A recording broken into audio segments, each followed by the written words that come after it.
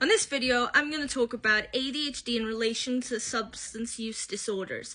Now, again, this is an area that, just going by the information I've been given from my ADHD groups, is another subject that isn't particularly addressed or even thought about. And again, it doesn't seem like there's a lot of research into it, but I think it's worth a mention at the very least.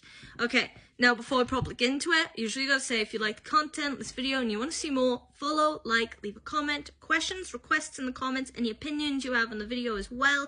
I should have said that before, but I didn't, but I'm saying it now. Subscribe to the YouTube channel and repost the video because it's helpful and I want you to. Anyway, so, right.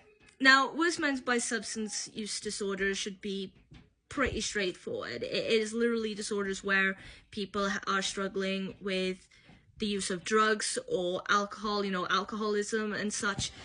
And there has research and writing and literature has shown that there may be a link between ADHD and a higher risk, people with ADHD having a higher risk of developing substance use disorders. The reasons being, well, there are actually a number of reasons why.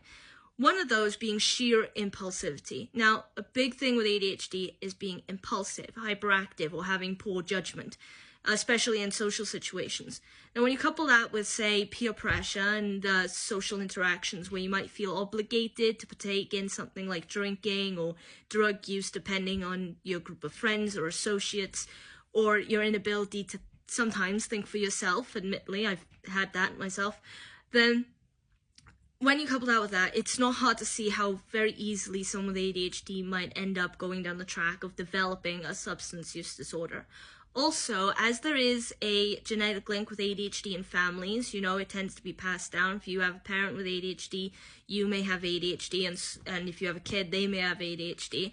There's also a genetic link with alcoholism running in families. So, say if someone with ADHD has a parent or both parents who have been alcoholics or have a case of alcoholism, then it's more likely that the kid with ADHD will also develop alcoholism. So, now, of course, this can be quite bad because in ADHD, there are behavioral differences, difficulties, impulsivity, like I said, poor judgment, lack of attention, feelings of anxiety, all these are negative points of ADHD. And any one of these can accidentally lead down a road of substance abuse. And I'm saying substance abuse meaning now it's having an adverse effect on perhaps your mental health or your physical health, your emotional health, anything. And essentially, any person, I assume, wouldn't want to go down that road. Now, for myself, I've never really experienced peer pressure. And I don't mean like I've never had people peer pressure me. I mean, on a logic standpoint, and this is something I'm looking into to see if it's just a me thing or if it's a ADHD and autism thing, and I think it might be, that logically speaking, I've never been able to understand why it's hard to say no. Well, like, I get why some people don't say no, you might want to fit in, you might just be trying to relax, perhaps you're having a bad day. There's a number of reasons why you wouldn't say no. But when it comes to something that makes you feel uncomfortable or something you really don't want to do, despite, even with people trying to egg you on, I've always found it difficult to understand why saying no is such a problem. Now, as a kid, it was a very naive thing. It's like, just say no, and I couldn't see from another person's point of view. As I got older and I've had friends who've given into peer pressure, and I've known people who have, then it started to occur to me because I've started to try and see it from their point of view, and I can understand why it's difficult.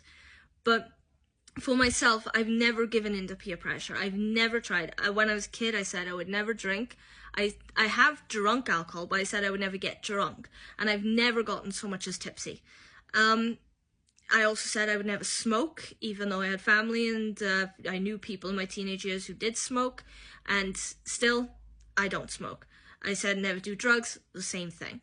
Now, with ADHD, there's lots of medication that gets involved as well, because, there's all sorts. There's Elvance, that's just the first one that comes to mind because that's the one I've taken most often, and others. And it's even shown that like university students or people who in education tend to buy or try to get their hands on ADHD medication because it helps improve your executive functioning, your attention, essentially, which is great for studying.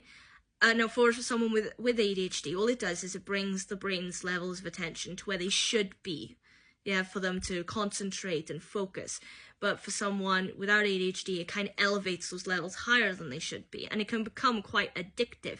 So because medication is involved with ADHD, the treatment of ADHD anyway, there's another reason why it can lead to substance abuse.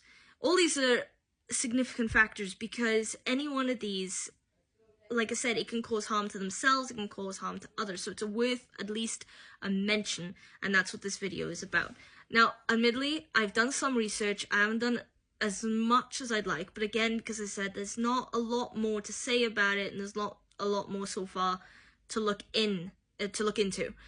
But this is all I've got. So, yeah, and of course, though, as with anything else, there are clinics, there are therapies and such that to go to for support if you happen to be someone with ADHD who thinks you have a substance use disorder or has been diagnosed with one. The problem with the treatment, though, is that in ADHD, like autism, there's a difficulty with maintaining not so much routines, but almost like remembering to do certain things. Like I'll easily forget an appointment, even if it's scheduled.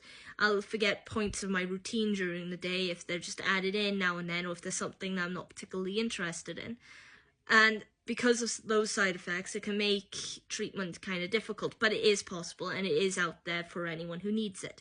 So, yeah, but I think that's all I got to say. Yeah, mostly impulsivity draws into it, the behavioral issues, and poor judgment. But of course, with any of these, despite having ADHD, of course, there are methods to managing them, overcoming them, or just taking the preemptive steps to be aware of the risks and hopefully then avoid them.